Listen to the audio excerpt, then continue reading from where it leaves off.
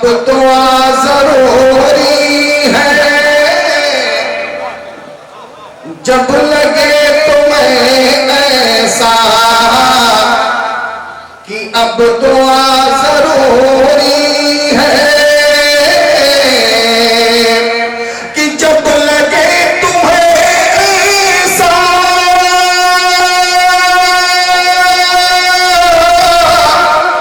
کہ اب دعا ضروری ہے، تو دعا میں آقا، تو دعا میں آقا واسطہ ضروری ہے، تو دعا میں آقا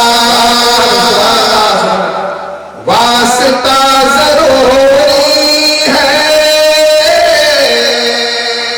ایک شیخ ارباب نمبر کے حوالے سے آپ تک پہنچا تھا، ملاحظہ کرنے کا اخلاق آج اتنے بھی فرقے والے سب کہتے ہیں سب حق پر ہے۔ میں شیخ پڑھتا ہوں، ملاحظہ فرمائیے گا کہ جس کو چاہیے جنت کان کھول کے سن لے،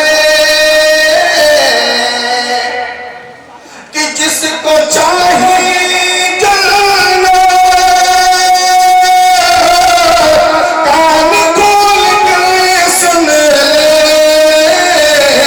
ارے مسلک رضا والا راستہ ضروری ہے، مسلک رضا والا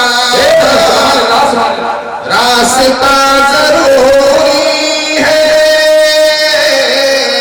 آخری شعر، ابھی کچھ دن پہلے ہمارے اس علاقے میں بھی کچھ فلسطین کے لوگ یہاں حاضر بھی ہوئے تھے، ان سے ملاقاتیں بھی، لیکن فلسطین کے جو بچے ہیں، وہاں کے جو حضرات ہیں، امت مسلمہ پہ آواز دے رہے ہیں۔ شیر ملاحظہ فرما رہے ہیں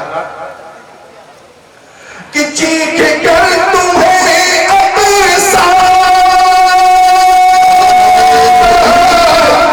نعرہ رسالت مسلک اعلیٰ کا واسطہ ضروری ہے،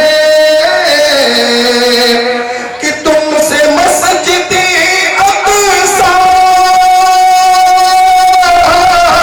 چیخ کر یہ کہتی ہے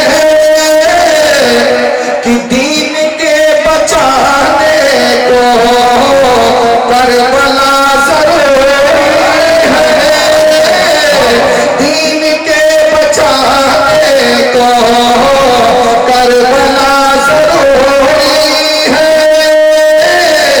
تو دعا میں آقا واسطہ ضروری ہے۔ محبت کے ساتھ روشنی اٹھائیں۔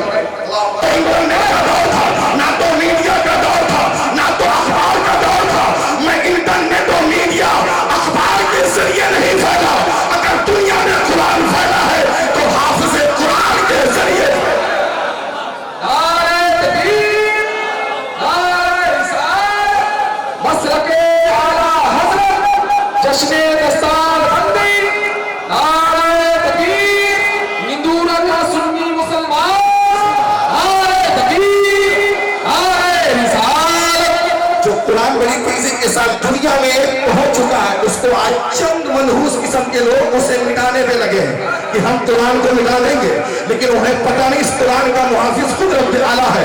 آج میں دنیا کو آج چیلنج کرتا ہوں میڈیا کے ذریعے، آج روس پاور ہاؤس بنا ہوا ہے میڈیشین کا، امریکہ سب سے طاقتور پاور ہاؤس، دنیا کی طاقت سب سے زیادہ اگر ہے تو امریکہ کا پاور ہاؤس اپنی طاقت رکھتا ہے۔ آج چائنا سائنس کی دنیا میں ترقی رکھتا ہے، لیکن سلیم اختر سوال کرتا ہے جہاں چائنا کا کتنا بھی بڑا اگر سموِدھان، وہاں کا کوئی ناگرک چائنا کا سموِدھان نہیں، وہ زبانی نہیں سنا سکتا۔ امریکہ کا کوئی بہت بڑا ناگرک امریکہ کے سموِدھان کو وہ زبانی نہیں سنا سکتا۔ حد تو یہ ہو گئی، انڈیا کا بڑا سا بڑا میڈیا آج امریکہ کا، آج انڈیا کا پورا سموِدھان وہ زبانی نہیں سنا سکتا، لیکن قربان جاؤ مسلمانوں، جو آج سے 1400 سال پہلے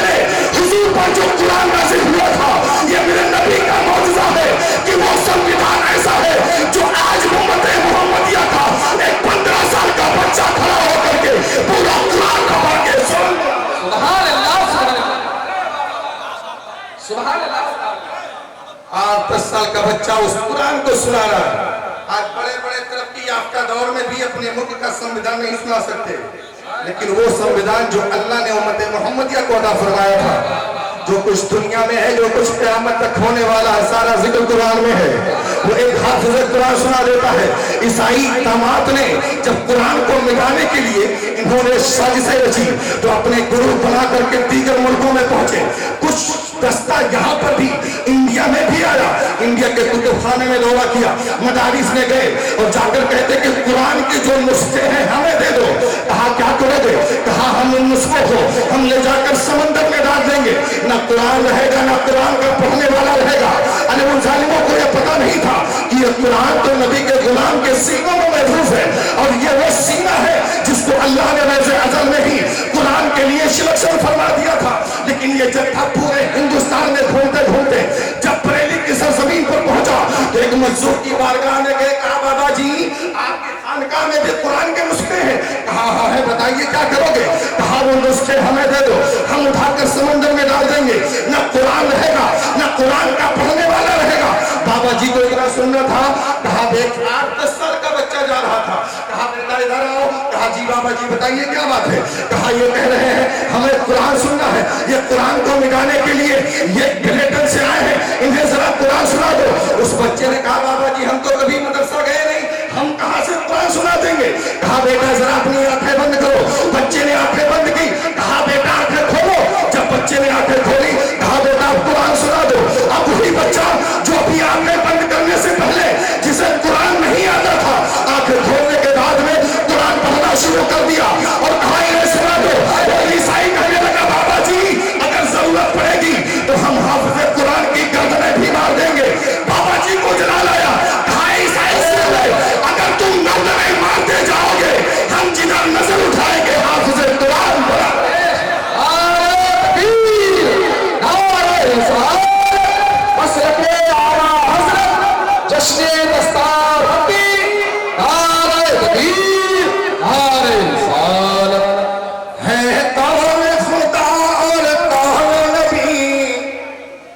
फरमा